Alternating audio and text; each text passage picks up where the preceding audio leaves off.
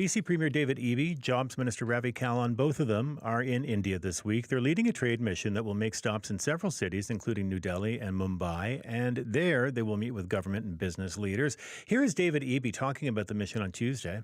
By expanding our trade with India, we are able to provide support to communities across the province that have been particularly impacted by Trump's tariffs, especially in the forestry sector, which is a big focus of this mission. I'm very much looking forward to being able to meet with companies and with government officials across India. This is a continuation of our work to diversify markets. That is BC Premier David Eby speaking last week when he first announced that he would be going on this trade mission. To weigh in now, we're joined in studio by President and CEO of the Business Council of BC. Laura Jones is with us this morning. Good morning to you. Good morning to you too, Stephen. Always appreciate you coming into studio, by the way. It's nice to see you. What do you make of the timing of this trade mission, first off? Well, I think it's clear that the government is increasing its focus on the economy. And you saw that, I think, there are a number of factors related to that. The BC economy is in pretty rough shape, as is the Canadian economy. So this is urgently needed, full stop. I think you had the election results from the last provincial election where clearly affordability and economic matters are top of mind for the BC electorate. And then you had Trump coming into power and threatening huge tariffs across the board for Canada. Now, we ended up escaping the worst of that for the most part, but we know CUSMA is being renegotiated, and we also know our forest sector is dealing with punishingly high tariffs. We're talking about 45%. I mean, imagine trying to sell into a market with 45% markup on your goods, essentially. I mean, these are really, really, really big obstacles. So trade missions are about trying to diversify trade, which makes sense given what's going on with the U.S. He did another one back in June to Malaysia and South Korea and Japan. And they're about trying to increase customers for BC companies. So I think in light of that, the timing of this makes some sense. Now, we can quibble about whether is this the best thing he could be doing to try and strengthen the economy, but it's clearly in the bucket of we need to strengthen BC's economy and diversify our trade relationships. Did we see anything come out of his mission to South Korea, Malaysia, and Japan? Well, it's always hard to draw a straight line between results from these missions. We do know it's a part of the world where political engagement really is helpful to opening doors. It helps give credibility to companies. And I think one of the important things that the Premier did when he went to Asia was he met with Petronas. And of course, LNG Phase 2 is expected to have a decision around final investment this year. And so, the head of your provincial government going and saying, hey, we want this project and we're prepared to support it is a big deal. And can tip the scales on those decisions. So I think that trip made a lot of sense. And you mentioned, of course, the forest industry being one of those hardest hit by tariffs. I mean, I'm sure it's steel and aluminum in Eastern Ontario, but for us, it's been absolutely crippling for the forest industry.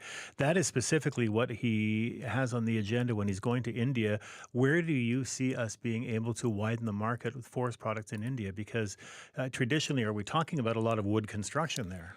Yeah, I mean, it's interesting, and I think you're asking a really good question. I think in terms of the India mission, it's not only forest products, and as I was thinking about it and thinking about does this make sense? How would you justify? If I were in the Premier's chair, how would I justify such a trip? And I think there are three reasons it makes sense. First of all, India is one of the largest economies in the world, fourth largest behind the U.S., China, and Germany, and it's growing and growing certainly at a pace that Canada can envy.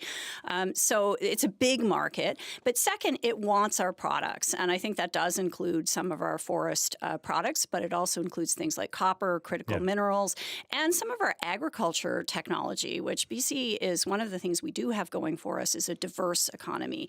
And so, for example, in the agri-tech sector, we have technology that helps when you're doing irrigation to help make that more efficient. which means you use less fertilizer. So these are things that India, these are technologies that India is interested in. So I think they are interested in our products, and that includes forestry. And so we're, out of all the provinces, of course, we're the biggest trade partner with India. We're about a quarter of all trade that's done between Canada and India, more than $2 billion a year. That's according to Ravi Kahlon. But does that leave opportunity for growth there? I think it does leave opportunity for growth given the size of the market. And also, yes, we are the biggest, numbers. You got to look at a lot of numbers to get a full picture, don't you? And yes, we are the biggest in Canada, but we still have a very small share, right? So we're 2.9% of our trade is with India. Now, we have to be realistic. We know in BC that over half of our trade is with the U.S. We're fortunate in that we're more diversified than the rest of Canada, which is an average about 3/4 of our exports across Canada go into the U.S. market. But their geographical proximity means, it's not one trade mission to India isn't going to, even doubling our trade with India, right, is going to help us diversify. But we're starting at a low percentage that is going to India. It's interesting because we do have a fairly diverse economy when you look from coast to coast to coast, but provincially, here in BC we are diversified. In Ontario, for instance, though, the kind of industrial, when auto manufacturing gets hit there, it gets hit big. When oil gets hit, Alberta gets hit big. When agricultural products, grains and sunflowers and get hit, it's the prairies. Do we need to do a better job diversifying inside our own provinces here, or is it enough to have that diversity right across Canada? Well, it's a good question, and I think if you live in Ontario right now and you're suffering from far higher unemployment rates, there's a lot of regional disparities between the unemployment rates. Then you're certainly asking yourself that question from an Ontario perspective. In British Columbia, there are communities also that are very dependent on single industries, and we can forget about that living in the Lower Mainland, but it's very, very important. All of these sectors are important, and I would say that we really need.